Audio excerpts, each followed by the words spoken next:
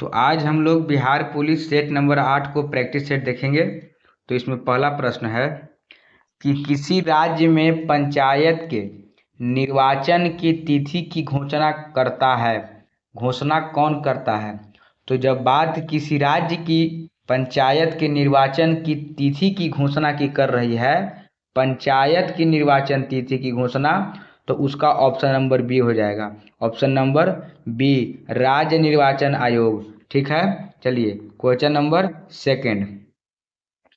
संसदीय प्रणाली में शून्यकाल किसकी देन है। संसदीय प्रणाली में शून्यकाल जो है वो भारत की देन है। भारत की देन है संसदीय प्रणाली में शून्यकाल। ठीक है, चलिए प्रश्न संख्या 3 की ओर चलेंगे। विधान परिषद के संबंध में निम्नलिखित में से कौन सा असत्य है। ठीक है, तो विधान परिषद, एगो राज्य विधानसभा और राज्यपाल, 3 ठो होता है राज्य के संदर्भ में। तो राज्य विधानसभा को उच्च सदन कहते हैं, सही है। राज्य विधानसभा के मेंबर बनने के लिए 30 वर्ष की आयु होनी चाहिए, ये भी सही है। बजट पर चर्चा और अनुदान मांगे पर मतदान कर सकती है।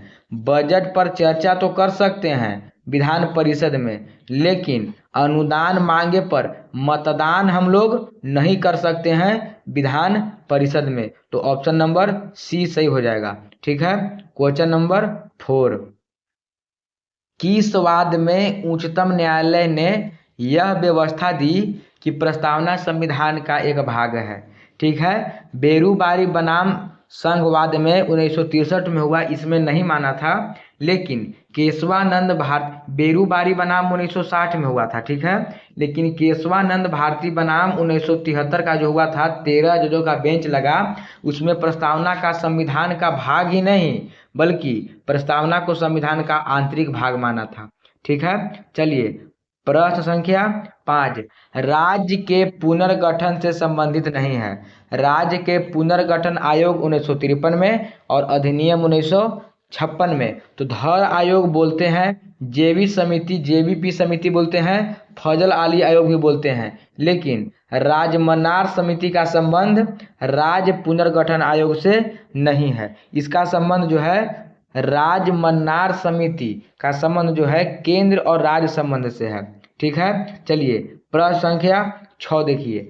किसी राज्य में अधिकतम कितने समय अवधि तक राष्ट्रपति शासन लागू रह सकता है। तो यहाँ पे ध्यान देने की बात है कि 6 महीना से लेकर के अधिकतम 3 साल यानी 3 वर्ष तक राष्ट्रपति शासन आपातकाल लग सकता है। राष्ट्रपति शासन आपातकाल लग सकता है। ठीक है, चलिए प्रश्न संख्या 7।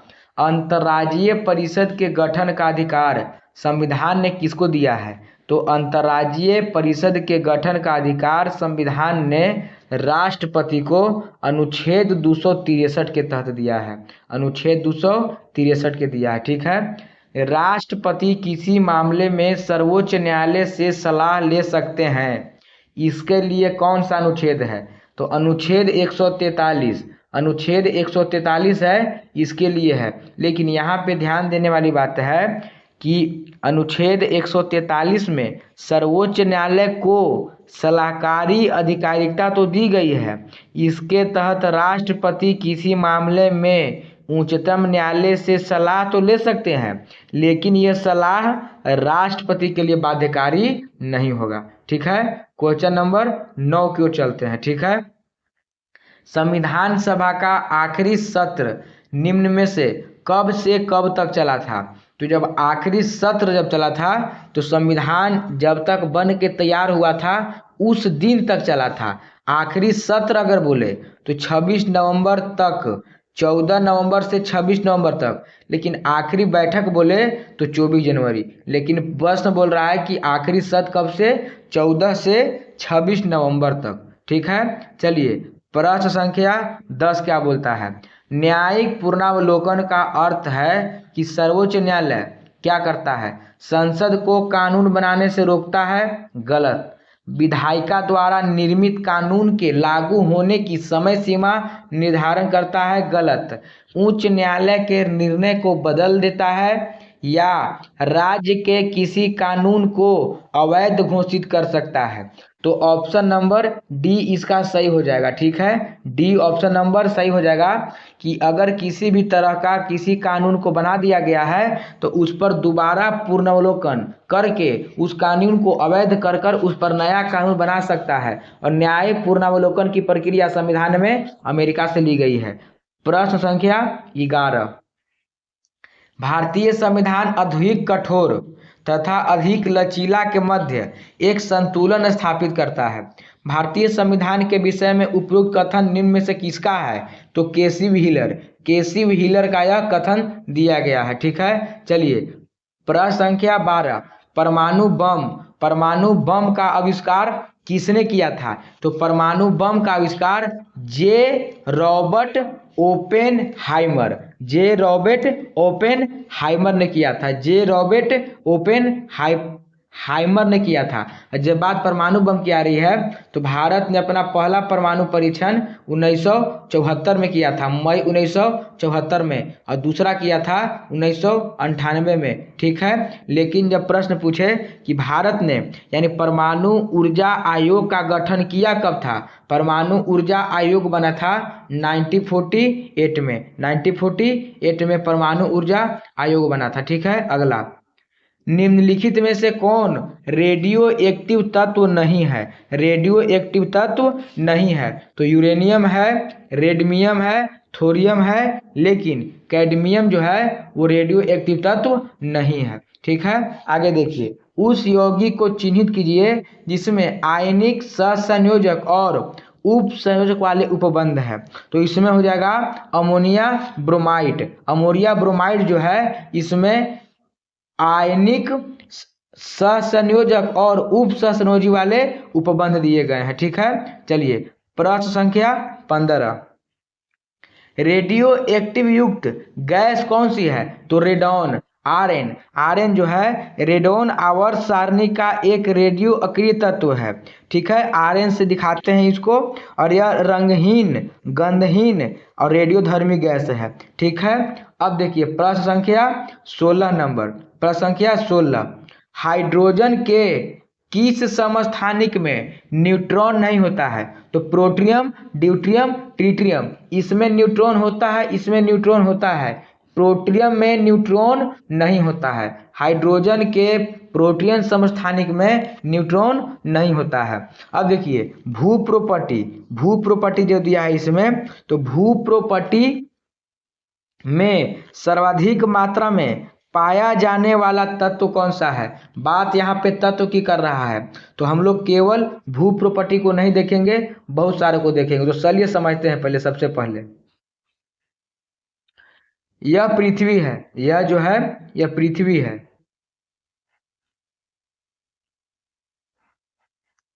पृथ्वी है, एक सेकेंड, यह पृथ्वी है। यह भू प्रॉपर्टी क्रस्ट बोलते हैं, 50 किलोमीटर की इसकी दूरी है, या गहराई जो बोलिए, मोटाई बोलिए, सबसे दूरी 50 किलोमीटर का है। उसके बाद मेंटल है 50 से 2900 किलोमीटर, लेकिन जब हम कोर मेंटल क्लास पढ़ नहीं रहे हैं, केवल पढ़ रहे हैं पृथ्वी के बारे में, तो ये आपका है क्रस्ट है। तो हम प्रश्न पूछा है कि भू प्रॉपर्टी में सबसे ज्यादा कौन सा है? तो भू प्रॉपर्टी में सबसे ज्यादा आपका पाए जाने वाला तत्व ऑक्सीजन है। भू प्रॉपर्टी में सबसे ज्यादा पाए जाने वाला तत्व कौन सा है? ऑक्सीजन है। लेकिन कट गया हो, भू प्रॉपर्टी में सबसे ज्यादा पाया जाने वाला तत्व कौन है? ऑक्सीजन है। और यहाँ पे एक सेकेंड, अब पूछेगा कि हमारे वायुमंडल में सबसे ज्यादा पाया जाता है तो कौन सा है? तो नाइट्रोजन 78%, नाइट्रोजन के बाद कार्बन डाइऑक्साइड के बाद ऑर्गन। ठीक है, 78% हमारे वायुमंडल में पाया जाता है नाइट्रोजन। अब ब्रह्मांड की बात करें तो ब्रह्मांड में सबसे ज्यादा पाए जाने वाला तत्व जो है, तो ब्रह्मांड में सर्वाधिक पाए जाने वाला तत्व जो है वो हाइड्रोजन है। ठीक है, चलिए तो इसका ऑप्शन नंबर ए हो जाएगा। अब देखिए क्वेश्चन नंबर 18, अगला प्रश्न है कि निम्नलिखित में से कौन सा विस्फोटक नहीं है? तो ऑप्शन ए ट्राई नाइट्रोट्रोल्यून, ठीक है। दूसरा है ट्राई नाइट्रोग्लिसरीन, तीसरा है ट्राई नाइट्रोफिनॉन और चौथा है ट्राई नाइट्रोक्लोरोफॉर्म। तो ऑप्शन से ही पढ़ने के बाद समझ में आ जा रहा है ऑप्शन नंबर डी जो है वो विस्फोटक नहीं है। चलिए प्रश्न संख्या 19, निम्न अवस्था में से किसमें गीले कपड़े जल्दी सूख जाएंगे? तो गीले कपड़े सूखेंगे कब? जब तापमान होगा ज़्यादा और वायु में नमी होगी कम। तो ऑप्शन नंबर डी, तापमान है ज़्यादा और आर्द्रता है कम। ऑप्शन नंबर डी बिल्कुल सही हो जाएगा, ठीक है। अब देखिए क्वेश्चन नंबर 20, कौन सा एंजाइम लाइसोसोम में पाया जाता है? Protease, phosphase, phosphatase, ribonuclease. तो ऑप्शन नंबर डी सही है। चलिए प्रश्न संख्या 21,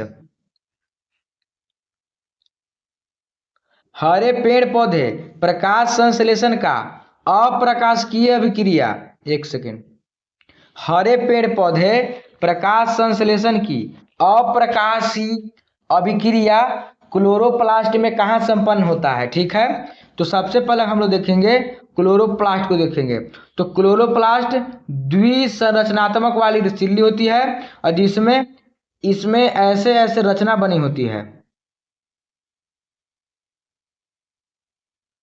इसको बोलते हैं ग्रेनम।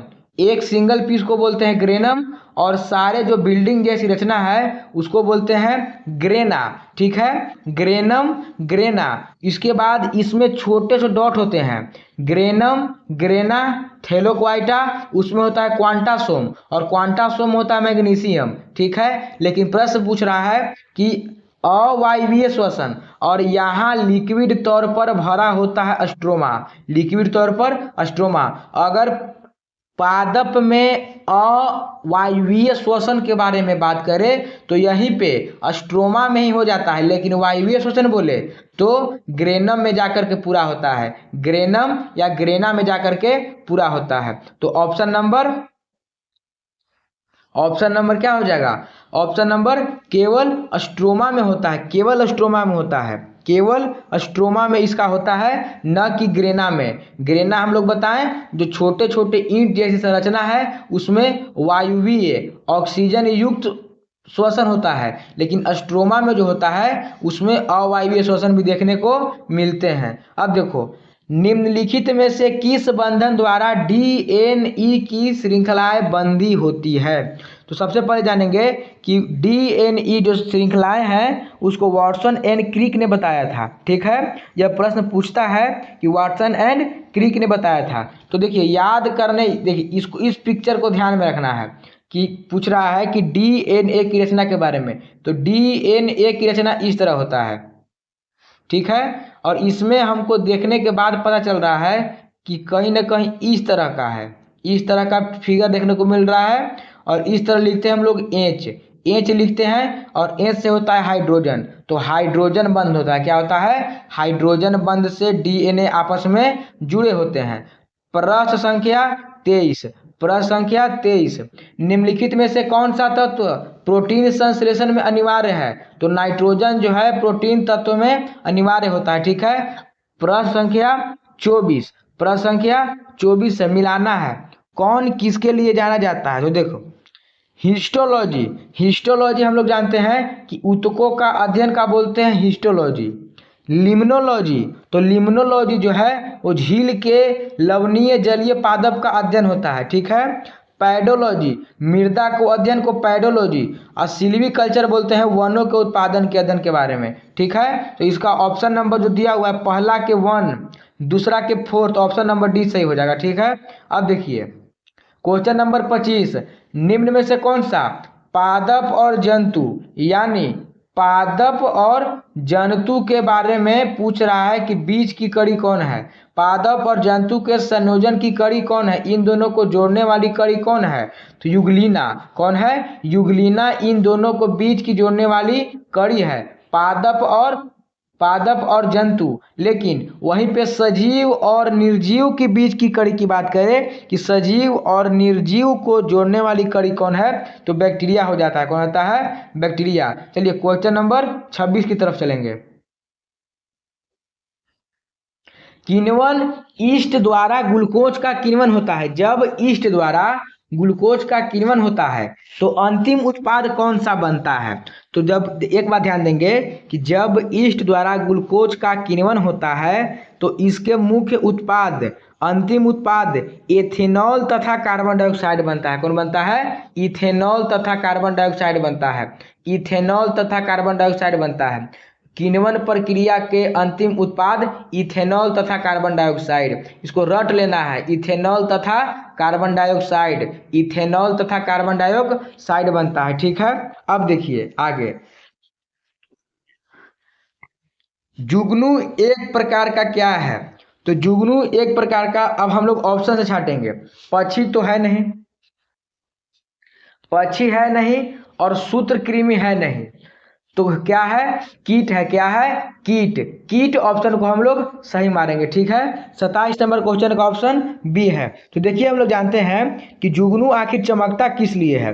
तो जुगनू एक कीट का एक परिवार है जो वास्तव में भृंग यानी बीटल्स होते हैं। यह अपनी बायोल्यूमिनेसेंस जैविक चमक के लिए जाने जाते हैं और जो चमकता है जुगनू का वो रासायनिक क्रिया द्वारा चमकता है जो अपने साथी को आकर्षण करना या शिकार के लिए उपयोगी होता है।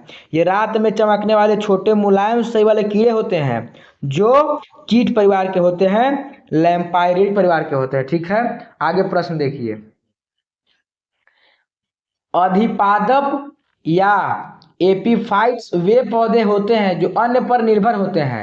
तो अधिपादप जो होते हैं भोजन के लिए निर्भर जो होते हैं वो परजीवी या परपोषी होते हैं। ये तो होगा नहीं, जल के लिए कोई निर्भर किसी पर होता नहीं है। जाइलम उत्तक जल कैसे करता है? छाया के लिए नहीं, तो यांत्रिक अवलंब के लिए, यांत्रिक अवलंब के लिए अधिपादप जो होता है वो पौधे पर निर्भर होता है। चलिए ऑप्शन नंबर 29 नंबर, पौधे में एंजाइम सक्रिय कौन सा तत्व होता है? तो पौधे में मैग्नीज, पौधे में एंजाइम जो होता है वो मैग्नीज होता है। तो पौधे में एंजाइम सक्रियता मुख्य रूप से मैग्नीज के कारण होती है। मैग्नीज प्रकाश संश्लेषण, श्वसन, नाइट्रोजन चयापचय में शामिल कई एंजाइमों को सक्रिय करता है। इसके महत्वपूर्ण कार्य प्रकाश संश्लेषण के दौरान पानी को तोड़कर ऑक्सीजन मुक्त करता है। यानी जल जब लेता है पेड़ पौधे अपने जड़ से, तो उस जड़ से लिया गया जल को तोड़ करके ऑक्सीजन में बदलने का काम कौन करता है? मैग्नीज उत्प्रेरक। कौन करता है? मैग्नीज उत्प्रेरक करता है। अब देखिए, घूमती हुई वस्तु की गति मापने का यंत्र का क्या कहते हैं? तो जब वस्तु घूम रही है उस वस्तु को मापना है तो उसको मापते हैं गायरोस्कोप से। किसे मापते हैं? गायरोस्कोप से। पॉलीग्राफ से हम लोग झूठ का पता लगाते हैं। पॉलीग्राफ जो है वो झूठ का पता लगाने के लिए है। ठीक है, और काइमोग्राफ जो है दिया गया ऑप्शन नंबर सी में है, ये शारीरिक क्रियाओं के बारे में हमको बताता है। ठीक है, चलिए ऑप्शन नंबर, पायरोक्रीम जो है पायरोमीटर, तो पायरोमीटर जो है उच्च तापमान वाले यंत्र का मापता है। ठीक है, अब देखिए समतल दर्पण, तो समतल दर्पण से संबंधित कौन सा कथन असत्य है? असत्य है यानी गलत है। तो समतल दर्पण द्वारा प्रतिबिंब वस्तु के आकार के बराबर होता है, बात एकदम सही है। समतल दर्पण में प्रतिबिंब आभासी एवं सीधा होता है, आभासी एवं सीधा होता है, एकदम सही है। समतल दर्पण द्वारा बिंब की दूरी एवं दर्पण की प्रतिबिंब की दूरी हमेशा समान होती है, लंबा सही है। समतल दर्पण द्वारा बना प्रतिबिंब पार्श्विक उत्क्रमण नहीं होता है, तो नहीं होता है, पार्श्विक उत्क्रमण होता है। अब बात को समझिए कि पार्श्विक उत्क्रमण होता क्या है। तो मान लिया जाए खुदा न करे किसी का दायां हाथ टूट जाए, तो जब दायां हाथ टूट करके वो आईना के सामने आएगा तो आईना उसको बायां हाथ टूटा हुआ दिखाएगा, यानी वस्तु का सीधा पलट जाना सामने की ओर क्या कहलाता है? पार्श्विक उत्क्रमण कहलाता है। ठीक है, अब देखिए तेल जल की सतह पर फैल जाता है, मुख्य कारण घनत्व कम होता है तेल का। ठीक है, तेल का पृष्ठ तनाव, तेल का घनत्व के बारे में, तो तेल जल के अपेक्षा अधिक घना तो होता नहीं है, कम घना होता है। तो तेल जो होता है घनत्व कम होता है। देखिए तेल का पृष्ठ तनाव पानी से कम होता है। Option number D, option number D. तो जल जो है सतह पर फैल जाता है किसके कारण? पृष्ठ तनाव के कारण, पृष्ठ तनाव के कारण। ठीक है, मिलाना है। शक्ति का ऐसा मात्रक क्या है? एम्पियर क्या है? वाट क्या है? वोल्ट क्या है? देखेंगे यहां से। कार्य का ऐसा मात्रक, तो कार्य का ऐसा मात्रक जूल है, कार्य का ऐसा मात्रक जूल है। विभवांतर, विभवांतर आपका वोल्ट का है, विभवांतर जो है वो वोल्ट का दिया हुआ है। ठीक है, एक सेकंड देखेंगे, उल्टी साइड से मिलाया हुआ दिया हुआ है, इधर से है।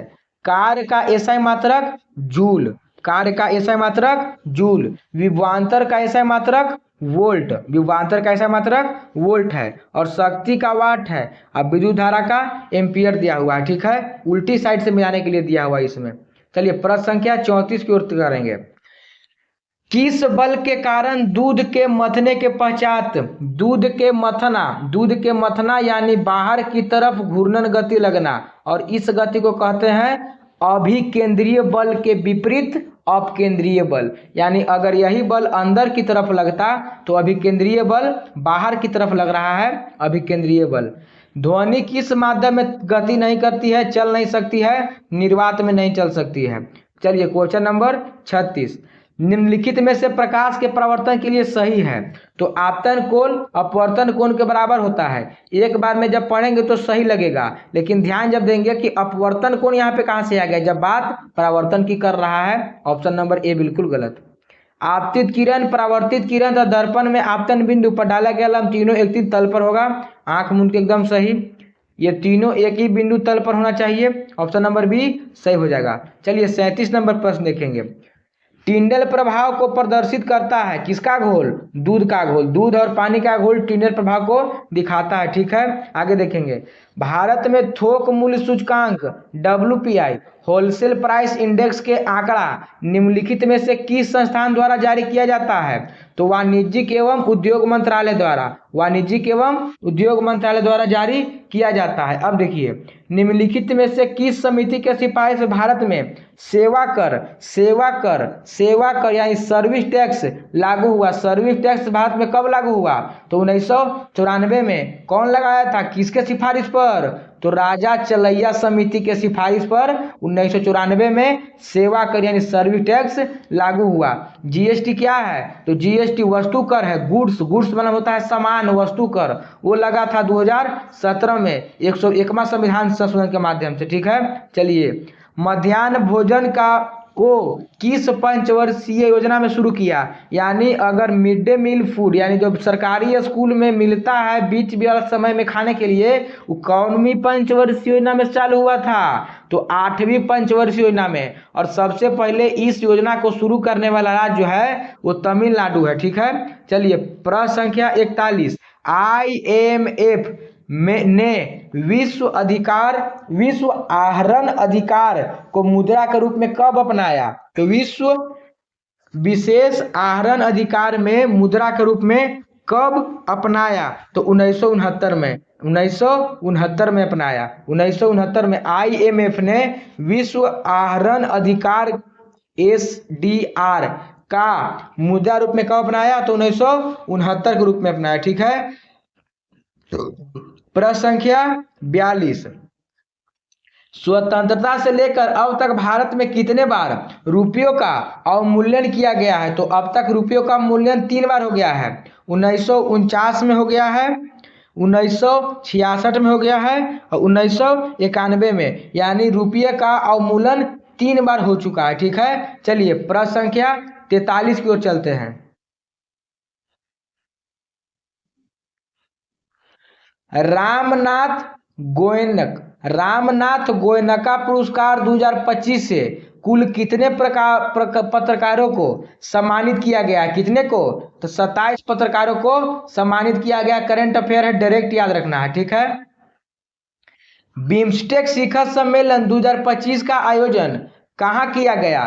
तो 2025 का आयोजन जो है वो कहाँ किया गया, इस बारे में बात पूछ रहा है।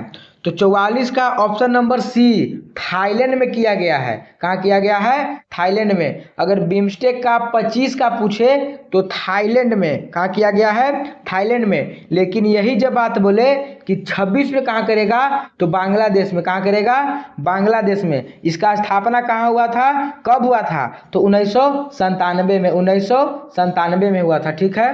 हाल में ही बिहार के मुख्यमंत्री श्री नीतीश कुमार ने बिहार राज्य सफाई कर्मचारी आयोग की गठन की मंजूरी दी है।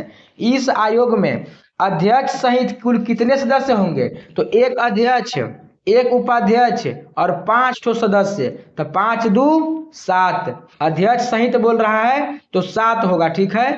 अब देखिए प्रश्न संख्या 46 देखेंगे। हाल में ही किस देश ने यूनेस्को से पुनः बाहर निकलने का फैसला लिया है? तो केवल यूनेस्को से ही नहीं बल्कि अंतर्राष्ट्रीय स्तर पर 46 संगठन से बाहर निकलने का फैसला लिया है।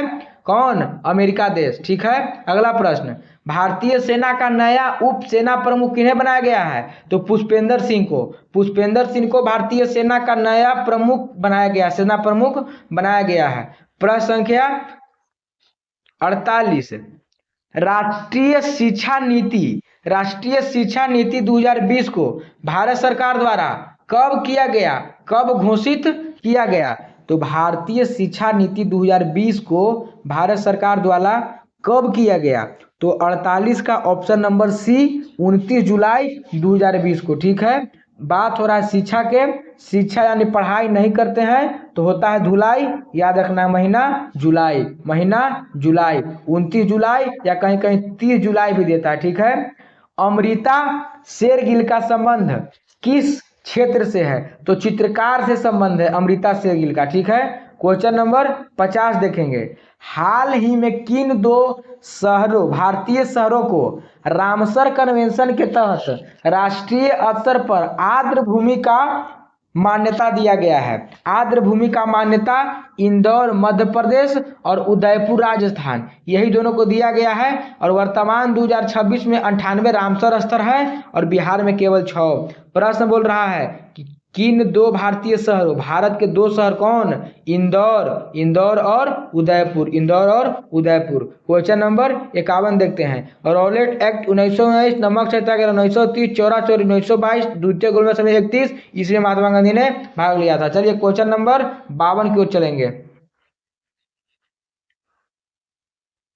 पहली बार किस आंदोलन के दौरान वंदे मातरम का व्यापक स्तर पर प्रयोग हुआ था? तो सबसे पहले हम लोग देखेंगे कि वंदे मातरम लिखा कौन है। तो वंदे मातरम लिखे हैं बंकिम चंद्र चटर्जी ने 1876 में लिखे हैं और इनको आनंद मठ से लिया गया है। ठीक है। और एक बात यहाँ पे ध्यान देने योग्य बात है कि यह सबसे पहले स्वदेशी आंदोलन, कौन सा आंदोलन? स्वदेशी आंदोलन में वंदे मातरम कलकत्ता में बहुत जोर से व्यापक स्तर पर प्रयोग किया गया था।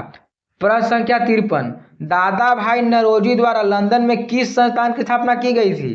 तो the east India association. The east India association की स्थापना 1892 में दादा भाई नौरोजी ने किए थे। ठीक है। क्वेश्चन नंबर 54 की ओर चलेंगे।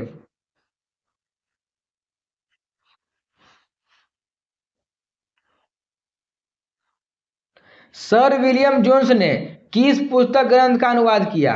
सर विलियम जोन्स ने अभिज्ञान शकुंतलम, अभिज्ञान शकुंतलम नामक पुस्तक का क्या किया था? अंग्रेजी में अनुवाद किया था सर विलियम जोन्स ने। किसने? सर विलियम जोन्स ने। ठीक है। अब देखिए वाराणसी में प्रथम संस्कृत कॉलेज की स्थापना किसने की थी? तो ध्यान देना है कि वाराणसी में प्रथम संस्कृत कॉलेज की स्थापना किसने की थी? तो वाराणसी में सर्वप्रथम संस्कृत कॉलेज की स्थापना मदन मोहन मालवीय ने नहीं किया था। मदन मोहन मालवीय ने BHU बनारस हिंदू विश्वविद्यालय किया था। लेकिन हिंदू नहीं पूछ रहा है, यहाँ पूछ रहा है बनारस में प्रथम संस्कृत का कौन किया था? तो संस्कृत का किया था जोनाथन डंकन, जोनाथन डंकन ने किया था। Option number 56।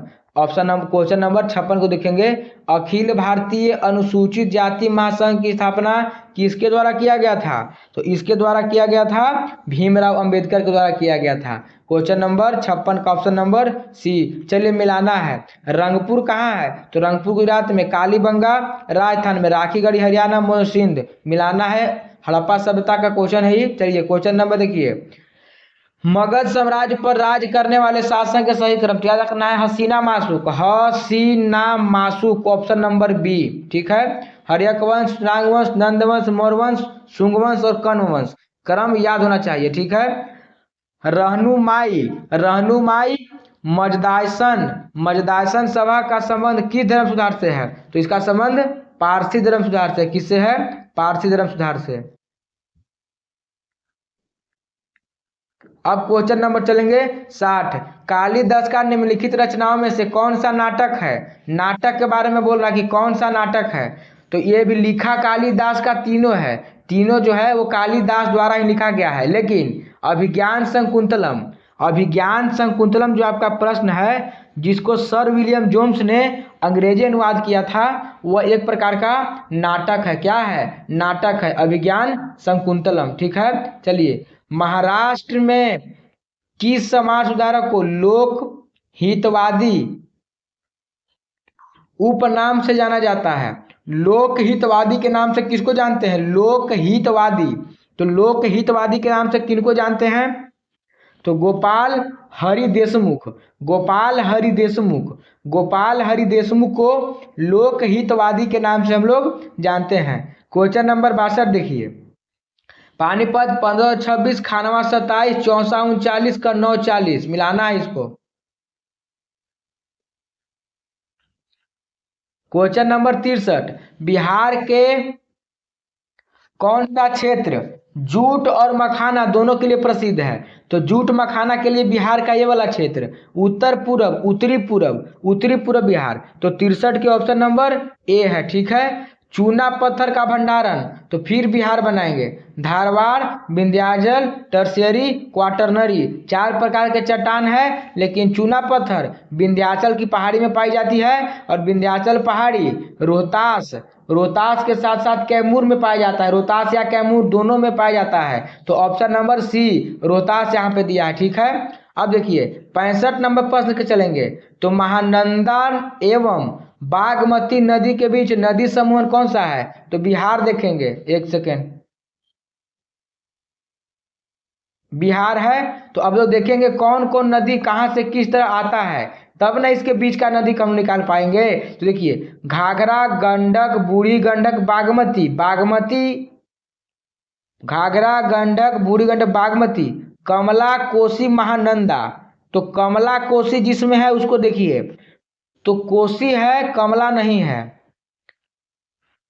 कमला कोसी, कमला कोसी यही है option number C. Kamla Kosi Mechi, option number C 65 number सही है। चलिए, राउरकेला जो है जर्मनी, राउरकेला इस्पात संयंत्र किस देश की सहायता से हुआ है? तो जर्मनी की सहायता से, उड़ीसा में है। ठीक है। चलिए आगे देखेंगे। 67 नंबर प्रश्न, कौन सा किससे संबंधित है? तो हीराकुंड तो याद है हमको कि महानदी से है।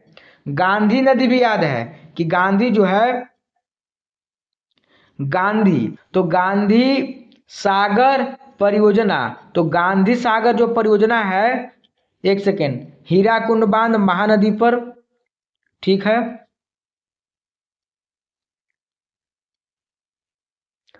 कल्लई,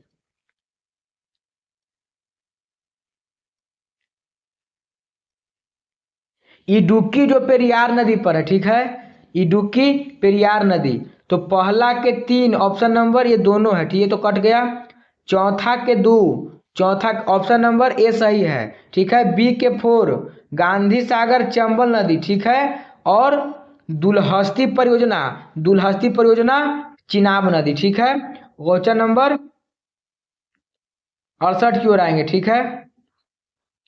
भूमध्य सागर का प्रकाश स्तंभ किस ज्वालामुखी को कहते हैं? तो भूमध्य सागर का प्रकाश ज्वालामुखी, भूमध्य सागर का प्रकाश स्तंभ किस ज्वालामुखी को कहते हैं? तो देखिए, भूमध्य सागर का प्रकाश स्तंभ स्ट्रैम्बो ज्वालामुखी कहते हैं, स्ट्रैम्बोली, अस्ट्राम्बोली, अस्ट्राम्बोली ज्वालामुखी कहते हैं। क्यों कहते हैं देखिए, तो इटली के सिसिली के ऊपर लिपारी द्वीप में स्थित अस्ट्राम्बोली ज्वालामुखी से हमेशा गैस निकलते रहता है, जिसके कारण आसपास के भाग प्रकाशित रहते हैं। इस कारण इस ज्वालामुखी को भूमध्य सागर का प्रकाश स्तंभ कहा जाता है। ठीक है, चलिए क्वेश्चन नंबर 69 देखेंगे। किस मानसून के कारण भारत में सर्वाधिक वर्षा होती है? तो यहाँ से निकलने वाली मानसून दक्षिण पश्चिम मानसून के निकलने कारण 69 के सी। निम्नलिखित में से भारत का सबसे बड़ी जनजाति कौन है? तो भील सबसे बड़ा जनजाति है। भील सबसे ज्यादा बड़ा जनजाति है। शहरी जनसंख्या वाले राज्य को घटते क्रम में लिखाइए। देखिए शहरी जनसंख्या सबसे ज्यादा महाराष्ट्र में है, महाराष्ट्र के बाद उत्तर प्रदेश में है। तो 71 के ऑप्शन नंबर सी सही है। ठीक है, चलिए 72 नंबर प्रश्न की ओर। मिलाना है, कौन किसके लिए है? तो गुरु महिसानी लोहा के लिए है। ठीक है, तालचर उड़ीसा, तालचर जो है, तालचर कोयला के लिए है। तालचर जो है वो कोयला के लिए है। और जादूगोड़ा जो है वो जादूगोड़ा यूरेनियम के लिए है। और ज्वार जो है वो जस्ता के लिए है, जवार। ठीक है, चलिए क्वेश्चन नंबर 73 की ओर देखेंगे। ठीक है, मानचित्र पर खींची हुई वे रेखाएं जो सागर तल से समान ऊंचाई को निरूपित करती है होकर गुजरती है।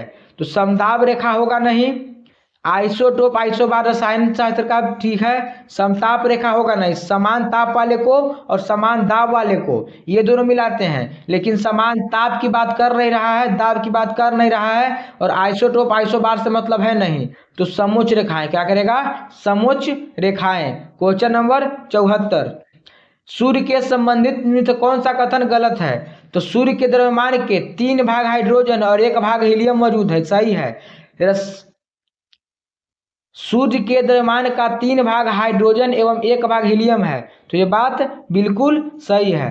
क्वेश्चन नंबर संरचना में 6 क्षेत्र का वर्णन किया गया है। तो कोर, विकिरण मंडल, संवहन मंडल, प्रकाश मंडल, वर्ण मंडल और कोरोना। तो 6 प्रकार का मंडल सूर्य में है, यानी 6 वर्गीकरण किया गया। ठीक है, सूर्य के वर्तमान आयु 4.7 अरब है। ये भी सही है, ये भी सही है। और एक बात ध्यान देने की बात है कि सूर्य प्रकाश देता है नाभिकीय संलयन की मदद से, और नाभिकीय संलयन में हाइड्रोजन हीलियम में बदलता है। ठीक है, तो जो चीज जिसमें बदलता है तो वो चीज ज्यादा होगा, तबे अपने से कम में बदलेगा। ठीक है, क्वेश्चन नंबर, सूर्य अपने अक्ष पर पश्चिम से पूरब की ओर नहीं घूमता है, पूरब से पश्चिम की ओर घूमता है। तो ध्यान देना है कि पूरे हमारे 8 ग्रह में सूर्य, ग्रह तो है नहीं, तारा है, सूर्य, शुक्र और अरुण पूर्व से पश्चिम की ओर घूमते हैं, बाकी सब पश्चिम से पूरब की ओर घूमते हैं। ठीक है, विश्व प्रेस दिवस कब मनाते हैं? 3 मई को विश्व प्रेस दिवस मनाते हैं। ठीक है, केंद्रीय प्रदूषण केंद्र तो नई दिल्ली में है।